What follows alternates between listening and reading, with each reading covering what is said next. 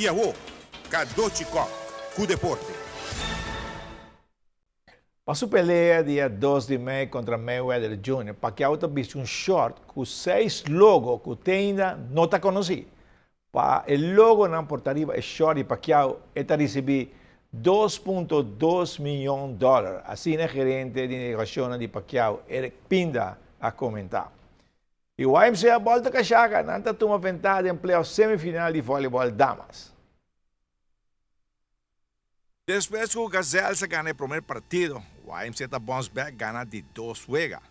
Ayer, el dama de YMCA San Nicolás ha bem bravo, tá dal Gazelle 3-0, setan de 25-21, 25-21 e 25-23.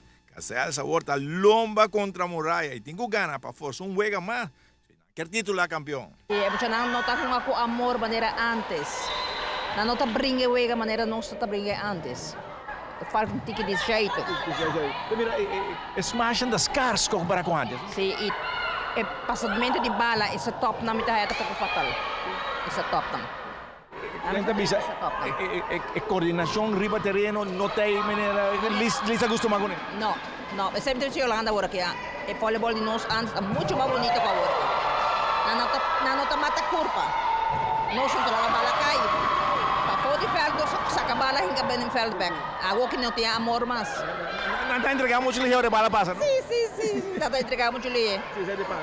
Sí. Pero o único gosto é o entusiasmo, se o público está vivando que vem. Claro, pero a mí, la fama me queda ahorita cambiar campeón de noche. Muito bom. Y después mandó para bien al Liz, ya con la fama gana su partido 3-0 y vira campeón de caballeros a clase.